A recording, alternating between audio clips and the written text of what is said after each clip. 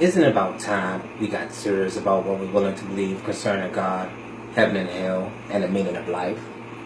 There are way too many versions of the truth for everyone to be right. On one hand, you have a bunch of religious groups claiming they are the only ones with the right answers. On the other, you have a growing number of atheists believing there are no right answers because there is no God. What both sides seem to miss is everyone is basing their opinions or beliefs on their interpretation of words written or said a long ass time ago.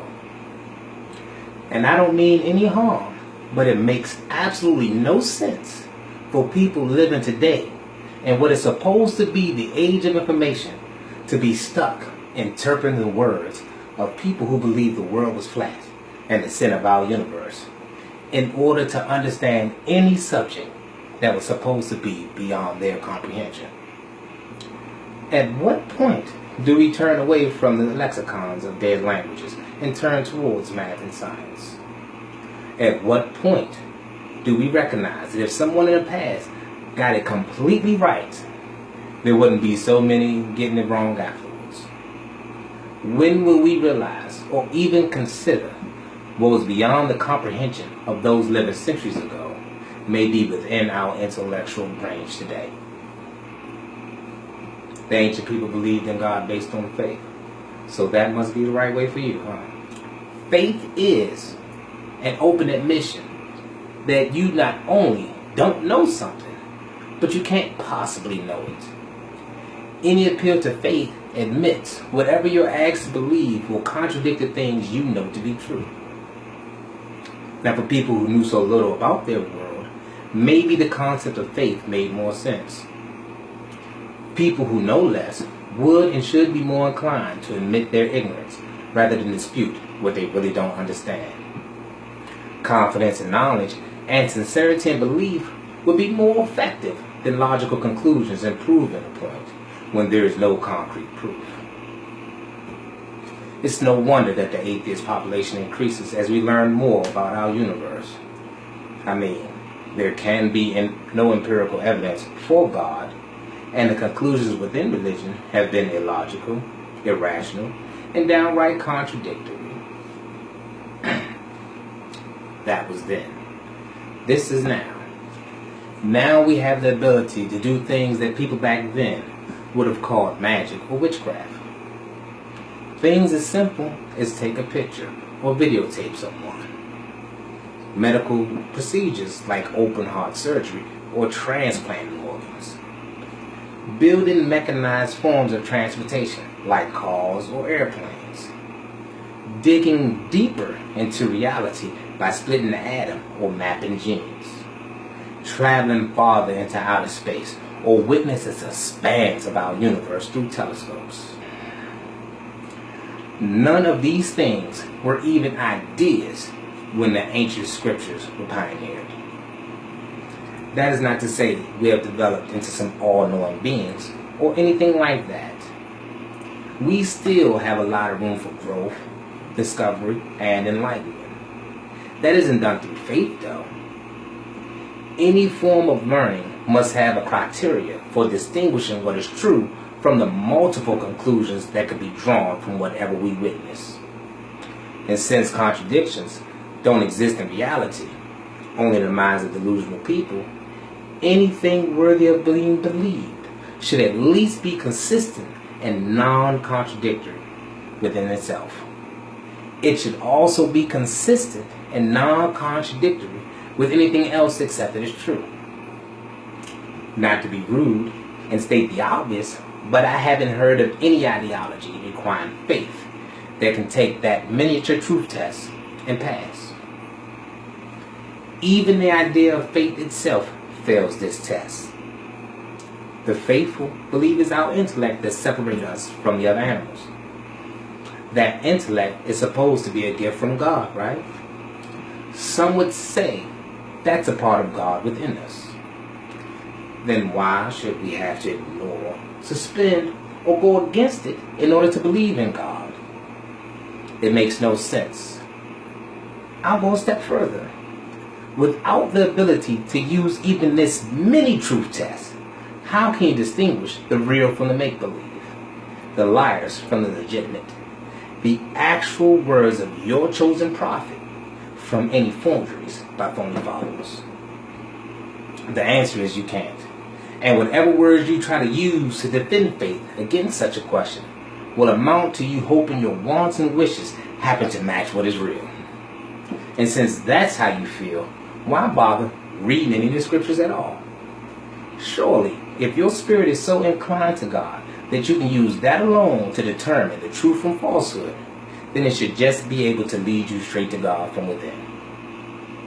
Now for us mere mortals, who must think and use our puny brains in order to know what to believe, any concept of God worthy of acceptance should not contradict itself or anything else we can prove. While I agree with the atheist stand that no theological doctrine or ideology to date meets those minimum requirements, at least none I've heard, I wholeheartedly disagree with anyone who says God does not exist. I assure you, God does exist, and you don't need faith for me to prove it. Now we all know that word God has different meanings. So first, let me define how I use the word God to eliminate any confusion. When I refer to God, I am referring to the creator of the universe as the only reality deserving worship. Any ideas about a supreme being sound something like an intellectually superior alien to me. And some of you may want to scoff and laugh at me for believing in the possibility of life on other planets, but at least I haven't turned them into gods. And for anyone who doesn't like me implying religious people are deifying ETs, you tell me what you call a being that takes physical form, even if it's just part-time when it's not from this planet. I'll wait. Matter of fact, I won't, because whatever you call him, it isn't the creator of the universe, and calling them both by the same name causes confusion because it's a contradiction. A physical being could not create the universe because the creator of the universe would not be a part or participant within it. Now understand, proving the existence of the creative universe beyond a shadow of a doubt would seem like something you just can't do, since it is impossible to exhibit empirical evidence to use as an example. While I may not be able to point God out to you like, voila, I can introduce you to an understanding of God that is objective, meaning there is a right or wrong answer, and it passes the many truth test, meaning it does not contradict itself or anything else we can prove. Now whether you're religious, atheist, or somewhere in between, if you think you have all the answers and your way is the right way, I'm not even talking to you. I have no time or energy for anyone whose sole objective would be to dispute me and interfere with actual growth and understanding. If your goal is to stick to whatever it is you already believe, regardless of what I say, to you be your way, and to me be the truth. But if you have doubts or questions, and you honestly seek the truth, whatever it may be, you should listen, and listen carefully. You shouldn't just believe what I say either. Give these words honest scrutiny and decide for yourself. It won't be easy. It could get boring at times. There will be times where I'll challenge your core beliefs that you never even thought to question. I may get into subjects that you never learned, or ones that you forgot as soon as you got out of school. I may even throw a few big words at you and send you to the dictionary to get what I'm talking about. Or I may just criticize something you believe in a way that pisses you off, so you won't want to agree with me. But this isn't about me though. This is about you getting to know the truth concerning this God you've heard so much about. Earlier, I defined God as the creator of the universe. In trying to describe this creator, people have been in the habit of using words or ideas that allow room for sensory perception or imagination. While such a tendency may seem logical to us because they are the tools we use to learn about everything else, that tendency leads to confusion when it comes to God. What gets forgotten is a creator must have existed independently before whatever was created. That means the creator would not be made of, dependent on, or limited by anything created. In order to actually understand the creator, you must first mentally negate or eliminate everything that was created. We're talking about the universe, so that means absolutely everything. You may think if you take away everything, you aren't left with anything, but you are. Take away everything and you're left with God.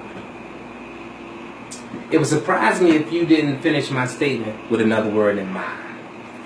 That word you thought of is the most accurate definition or description of God, but it has different meanings and a connotation that is unfit to be used in reference to God. To avoid the negativity, confusion, and what sounds like blasphemy that may come with saying nothing is God or God is nothing, I'll give you an analogy. That's my mantra. You'll hear it a lot. God is to reality what zero is to math. Now let that marinate for a moment while remembering I said God does exist. What I'm saying right now is the role that the absolute value zero plays within the science of quantifying the attributes of everything in the universe is the same as God giving those things the attributes themselves in reality. It is in fully understanding the role zero plays within math and applying that to theology that we can get to know God in a way that is non-contradictory and irrefutable. God is to reality what zero is to math.